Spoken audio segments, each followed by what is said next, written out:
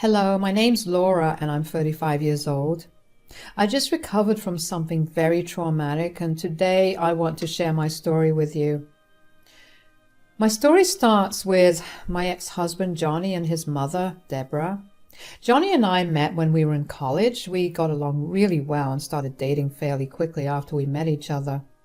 We dated for around 4.5 years before getting married. Our relationship was generally great, but there was one person who always made me feel like crap, and that was my mother-in-law, Deborah. Deborah made it crystal clear to me the day that Johnny introduced me to her that she hated me.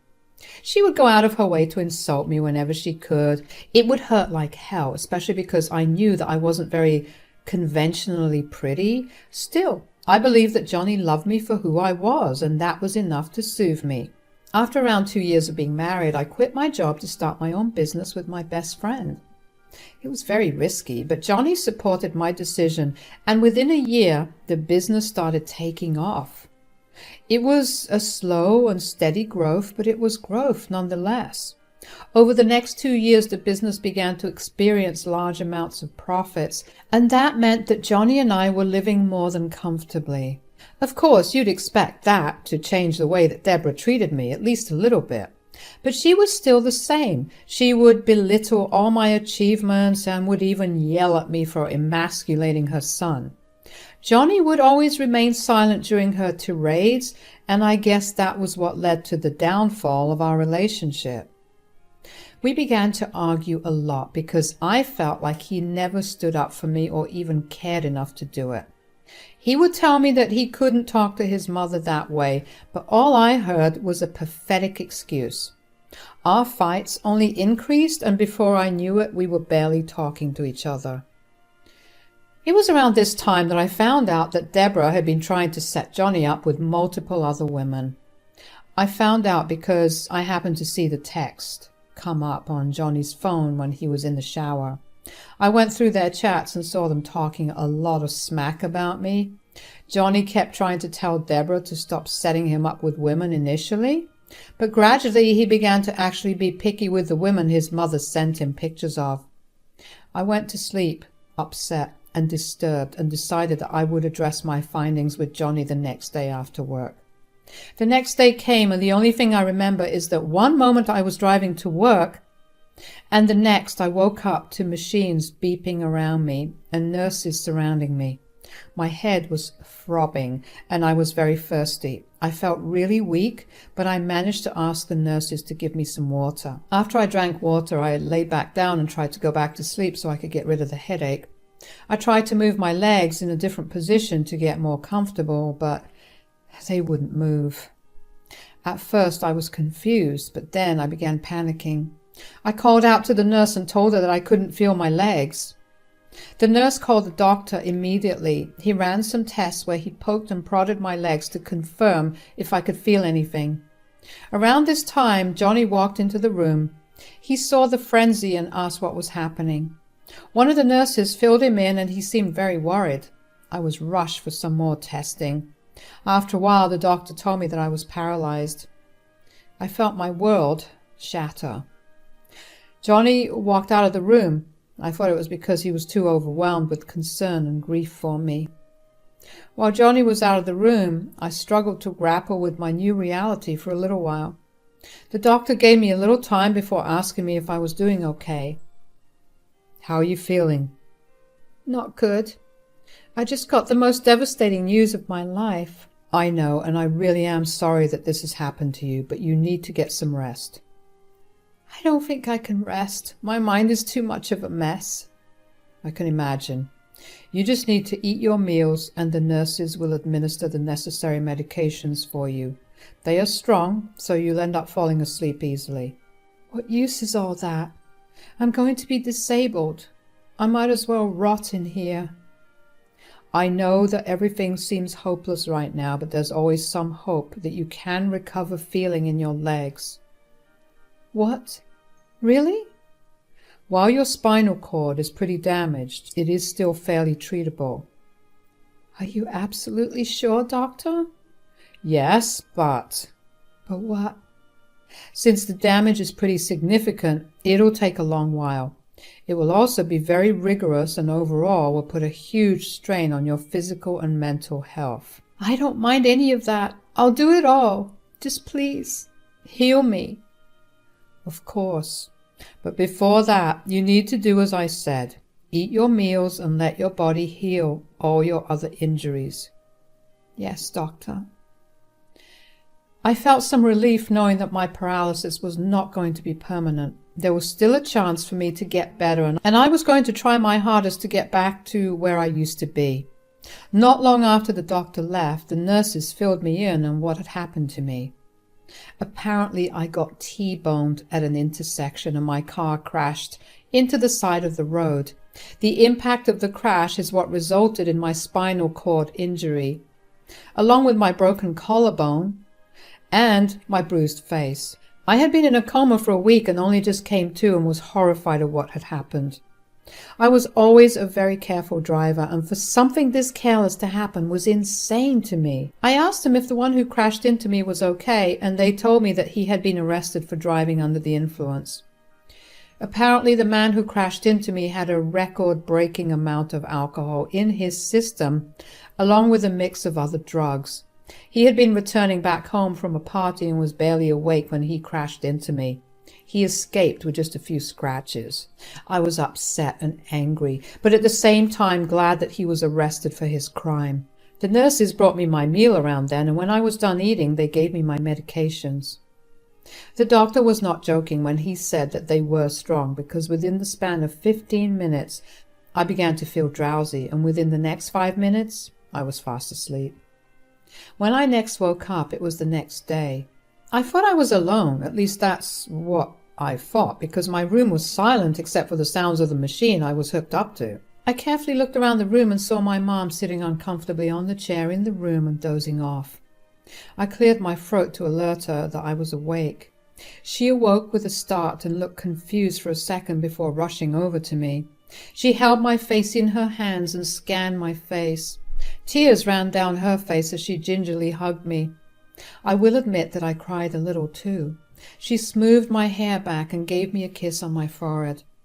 I could sense how scared she had been because of how close she had been to losing me. I felt horrible that she had been in that position, but on the bright side, I was still alive and kicking. I held her hand and asked her how she was feeling. "How are you feeling, Mom?" "Silly girl, that's a question I'm supposed to ask you."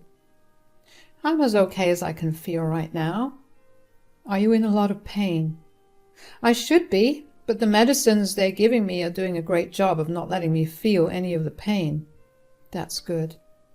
"I was so scared, Laura." "I can imagine, Mom. I promise I was being safe." "Oh, honey, I know. I just don't know why the universe had to be so cruel towards you."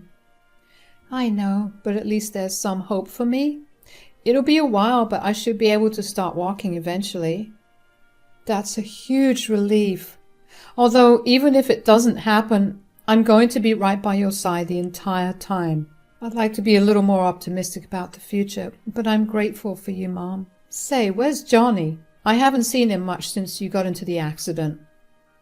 "I have no idea. He was there when I woke up, but he left when the doctor told me I was paralyzed, and I haven't seen him since." "How could he just leave like that?" "I don't know why he did that. I thought he was just grieving for me, but it's been a while." "I'm going to call him and give him a piece of my mind." "You do that. I'm beginning to feel sleepy again." "Yes, sweetie. You just go to sleep. I'll handle everything." As I fell asleep, I was very aware of just how hurt I felt that Johnny had been absent ever since I got diagnosed. I barely got to speak to him before the diagnosis too, because he wasn't in the room until I started panicking about the lack of feeling in my legs. When I next woke up, my mother was yelling on the phone. She was yelling a bunch of insults and demanded that they come to my room. My head was throbbing once again, and the medicine's effects wore off, so I was feeling all the pain that I was supposed to feel. I pressed the buzzer for the nurse, who entered my room shortly after and gave me the medicines I needed. Once I was feeling much better, I asked my mom who she had been talking to. My mom looked upset and told me not to worry about it. I could tell something was bothering her a lot, so I pressed a little more, and she told me that she had been speaking to Johnny. Apparently, he was out with a friend. She also told me that she had asked the nurses, and he had barely ever come over when I was in a coma. That felt even more painful than all the injuries on my body, if I'm being honest. My mom obviously lost her cool at him for being so nonchalant. He apparently kept trying to play off my accident as no big deal, but my mom started yelling at him for even trying to treat almost dying so casually. She told him that she expected to see him in my room in 1 hour, or he would not hear the end of it from her. I hated that my mom had to butt in to get Johnny to be by my side, but he listened to her and he came to my room. He brought with him Deborah. I was already upset that Johnny wasn't there with me, so I was very much not keen on meeting Deborah. My mom left the room to give us space to converse. "Where have you been, Johnny?" "I've been busy." "Too busy to come and see your injured wife?" "Well, you serve him no purpose now, so I see no reason for him to spend time on you." "Excuse me?" "Yesterday Johnny called me upset that you were paralyzed. He was fully ready to stay with you, but I helped him see how stupid that was." "What? Why is that stupid?" "Look, Laura, we've already been struggling in our relationship. The only reason that I even stayed was because you brought in a lot of money. But now with your paralysis, you won't even be able to work. You'll be confined to your bed and I'll have to take care of you for the rest of our lives." "Didn't we promise each other that we'd be there for each other in sickness and in health?" "Sure, but I didn't mean paralysis by that." What he's trying to say is that he sees no use of you anymore. Finally, he's going to leave you. "Why are you doing this to me?" "You know that I think my son deserves so much better than you. The only thing you had going for you was your business. But you'll lose that too now." "Johnny, please don't leave me right now." "Ugh, were you always this desperate? I'll serve you with divorce papers tomorrow at around noon. Oh, honey, don't forget you have a date tomorrow at 1. So make it quick." "Date?" "I've set him up with a much prettier girl. Someone who I actually approve of. Look at how happy he is." My entire world was falling apart right before my eyes. The tears started flowing before I was even aware. Johnny looked at me with disgust, while Deborah looked at me like she had just won a battle. She grabbed Johnny's arm and the two of them left me in my room to cry. My mom walked back in and immediately rushed to my side to ask me what was wrong. Through my sobs, I was able to tell her what had happened. I had never seen her so angry before. She left my room to find Deborah and Johnny, but she had missed them. She came back and held me as I cried for hours until I was exhausted enough to fall back asleep. The next day, I got served with divorce papers.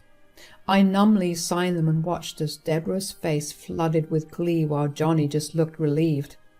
It made me wonder how horrible of a person you have to be to actually leave someone you love when they're at their most vulnerable. For the next few weeks after my divorce, I was overcome with depression. I felt like a whole piece of me had vanished, and my world just lost all its color. My mom let me feel what I was feeling without saying a word. She felt really bad for me, but she tried to cheer me up in her own little ways by sneaking in my favorite foods or bringing fresh flowers every morning.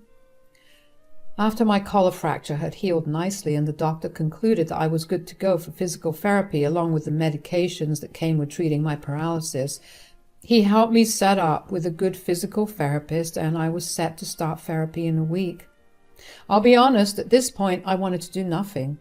I just wanted to lay in bed all day and cry, and that's what I did initially. I skipped my first 2 therapy appointments because I saw no use of it. But then my mom had had enough of me wallowing in my sadness. "That's it. I've had enough of your moping about."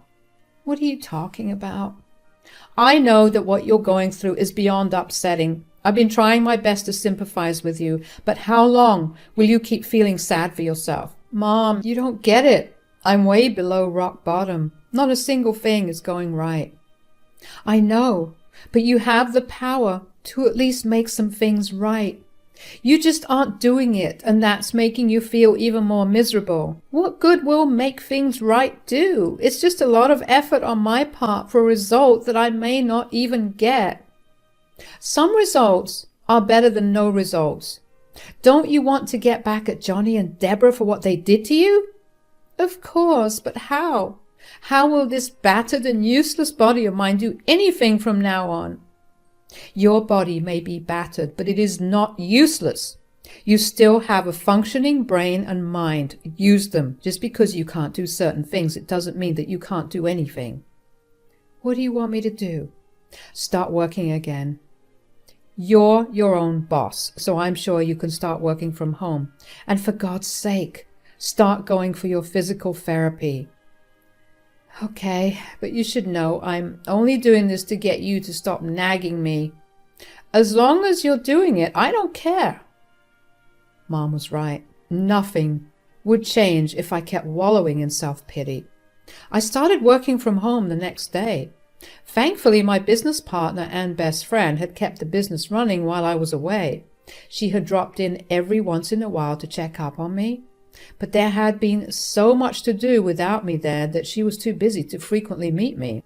Regardless, I was able to finally lighten her workload.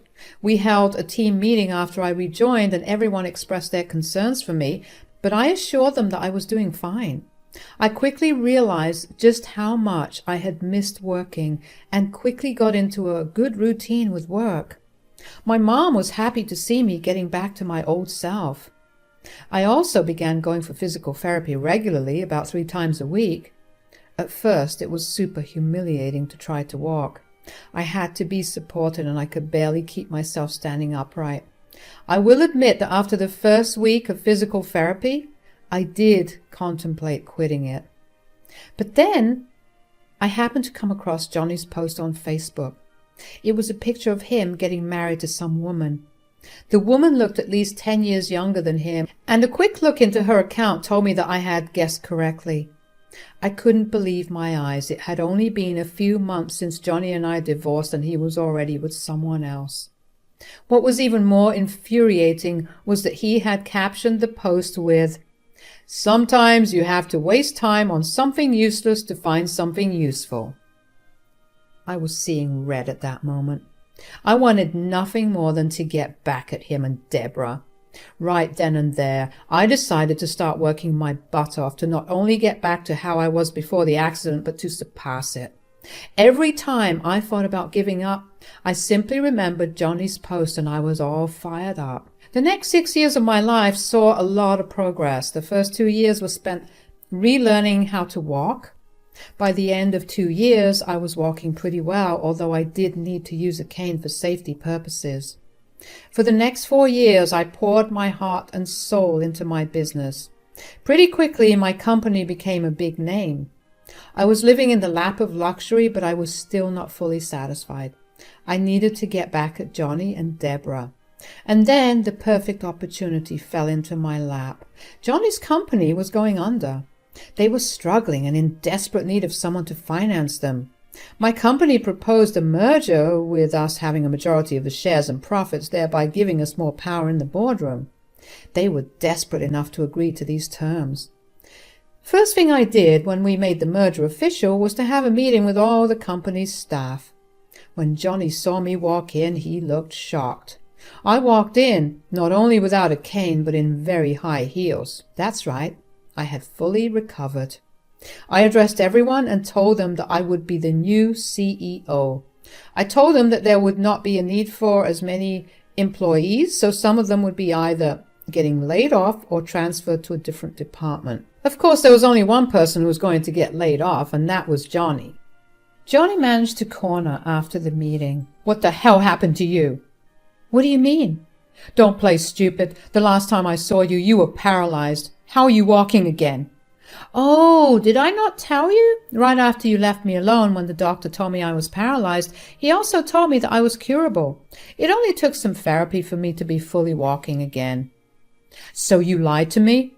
"How could I have lied to you, Johnny? You were barely there. And the one time that I was actually able to talk to you, you asked for a divorce." So, is this what this is? Revenge? Is that why you came back? Bold of you to assume that after everything I went through, I would want to waste my time on something as useless as you. So, you're going to be professional with this, right? I have a baby on the way and I would really appreciate it if you let me keep working here. Oh, wait, wasn't it you who said that sometimes we have to waste our time on useless things before we find something useful? Please don't do this. Funnily enough, I already have your letter of termination typed up and signed. You're fired. You jerk, how could you? You know that I need this job right now. And I needed you when I was at my worst in the hospital, but you left me for someone else. I hope you enjoy this taste of your own medicine. I walked out of there with my head held high. After work ended, I got a lot of calls and texts from Deborah calling me a disgusting and vile person. But I swiftly reminded her of what she did to me, and I told her that she was free to help her son in the same way she helped him realize just how useless I was. The taste of victory is really sweet. I finally feel vindicated, and I have a lot of people to thank. Without any of their help and support, I wouldn't be able to do what I did. If there's one thing I learned through all of this, it is that when you reach rock bottom, there's only one way to go, and that's up.